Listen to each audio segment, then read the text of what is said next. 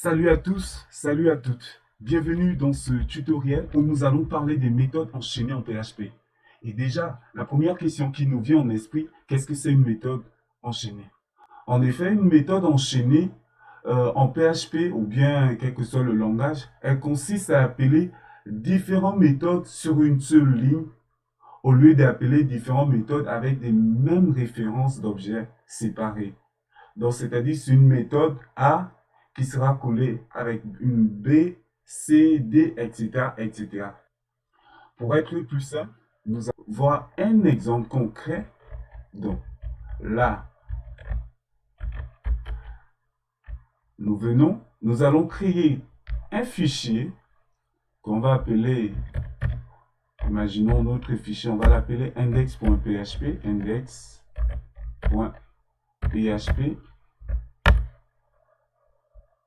Voilà, notre fichier est créé.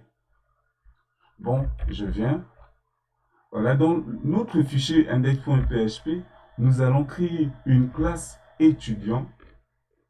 Et dans la classe étudiant, on a les attributs, name, sexe, âge et les méthodes getName, getSex, getAge et la méthode magique toString.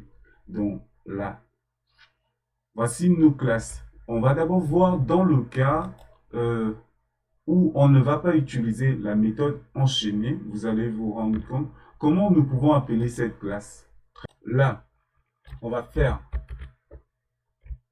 on va faire, on va créer une instance étudiant et new étudiant. Et là, on va appeler des méthodes getName, setName, getAge.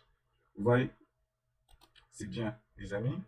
Mais lorsque, essayons de voir ce que ça va nous donner, le calos en PHP, -s, le calos, on va mettre deux points pour démarrer le serveur PHP. Donc, vu que c'est le fichier index, on n'a plus besoin de mettre ajouter ça. Voilà, on nous demande de nous connecter au niveau de localhost 2.800. On a là, je viens ici, je fais localhost, très bien. Je vais faire donc les amis. Là on vient. Vous voyez, l'étudiant ou bien étudiant de Michel, bon là il n'y a pas d'espace, il faut ajouter un peu d'espace. J'enregistre. Là il y a l'espace. L'étudiant Michel de sexe M a 20 ans. Vous voyez, c'est ce qui se passe ici. Je vais essayer de pour que vous puissiez voir. Voilà ce qui se passe. Vous allez vous rendre compte d'une chose. Ça c'est sans en. On n'a pas enchaîné des méthodes. Là j'ai appelé, j'ai écrit, j'ai appelé cette méthode, etc., etc. Voilà comment ça se passe avec quand on appelle une méthode normalement. Ok. Essayons déjà de voir comment on le fait avec la méthode enchaînée. Avec la méthode enchaînée, nous allons juste ajouter le return 10. Donc, par exemple, là, ça c'est méthode getName. Je vais faire return, désolé, return $10. Donc là, je renvoie l'instance dans l'objet en question. Là, c'est-à-dire, je vais renvoyer l'objet étudiant. Ici, je vais recopier la même chose. Je recolle. Je vais recoller, les amis. Vous allez vous rendre compte, on va enregistrer. Et ici, lorsque je vais l'appeler, c'est-à-dire je vais enchaîner grâce à le return 10 parce qu'il me retourne l'objet, donc l'objet étudiant, là, je viens, je supprime ça.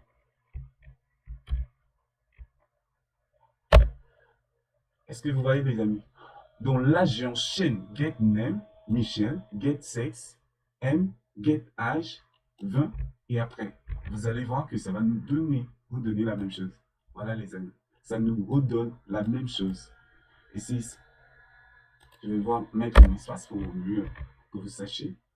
Voilà. Donc c'est ça. La méthode enchaînée, vous allez vous rendre compte qu'elle est plus élégante et elle elle est plus accessible à un homme.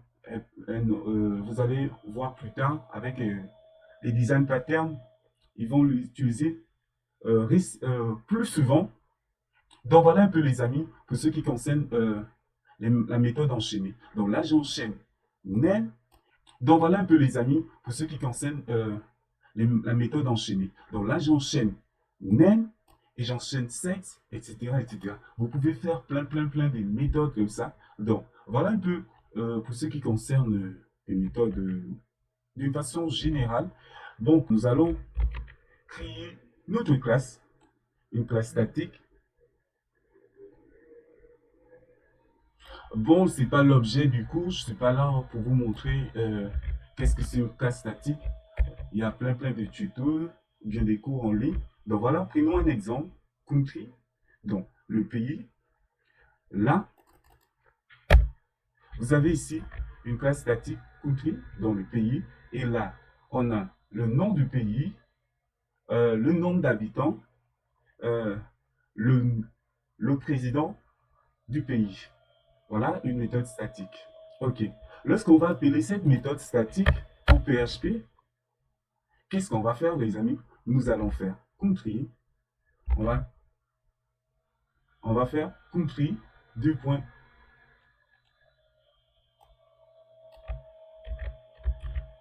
Donc, country. Là, on a country, deux points.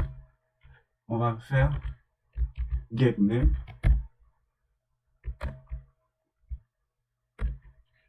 Ok. Le name, on va mettre la France. Désolé. Mettre double quote. Je mets country. Après, je mets country number. Bon, on va aller un peu plus vite. Je vais copier ça. Donc, country, je mets get le nombre d'habitants, number. On va mettre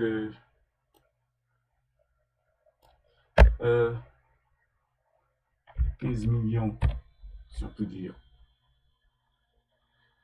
15 M.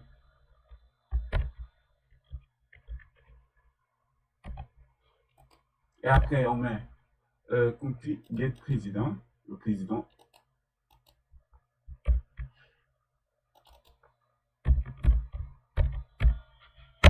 Ok.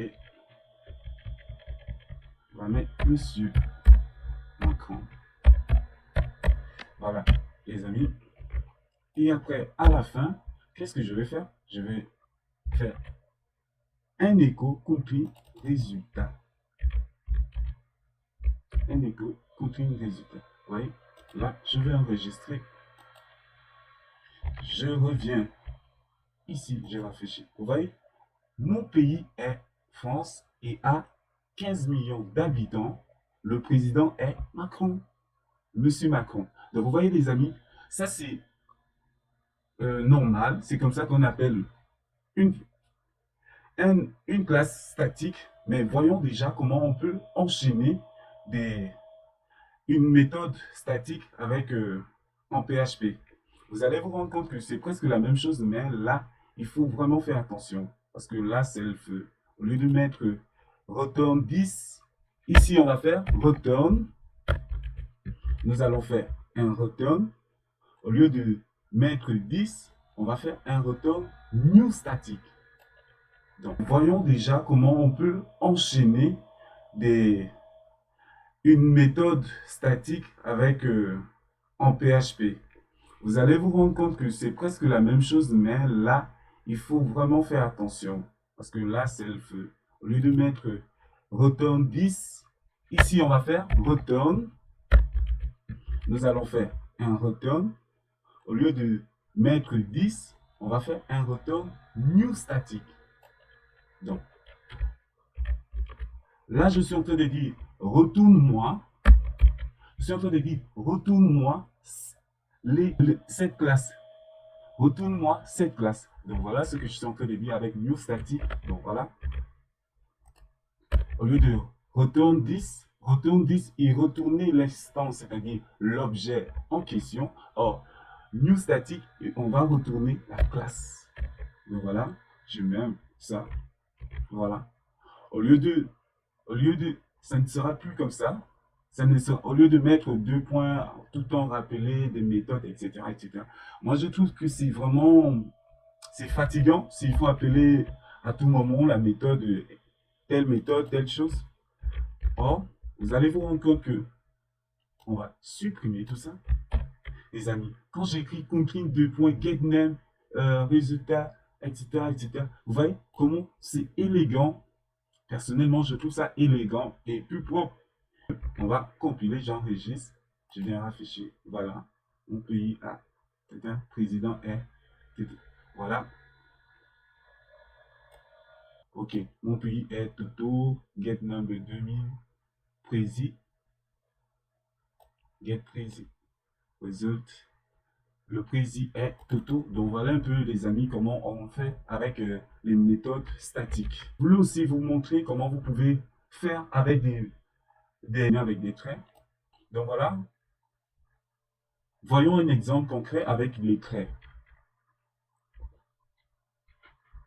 Ici, je vais vous montrer un exemple qui sera peut-être banal, mais par contre, qui peut vous amener à comprendre comment utiliser les méthodes enchaînées avec les traits.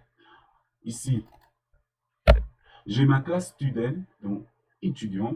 Ici, dans les traits, ici, déclarer sexe, le nom, voilà, les secteurs.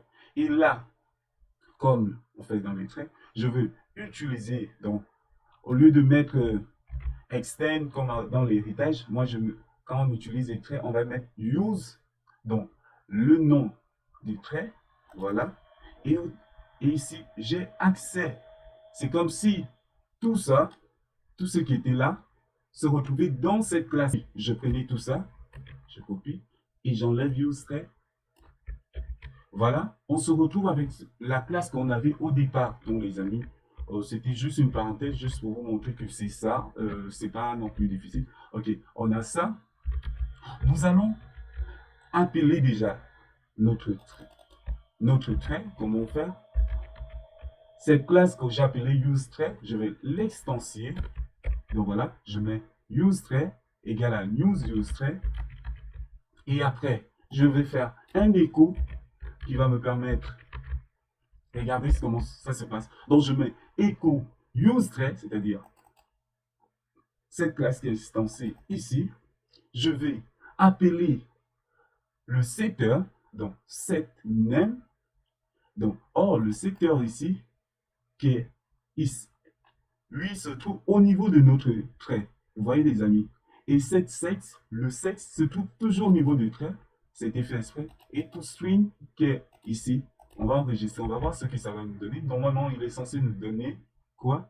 L'étudiant Michel, sexe N. Voilà, c'est ce qu'il est censé nous donner. Voilà, voilà les amis, ce que ça nous donne.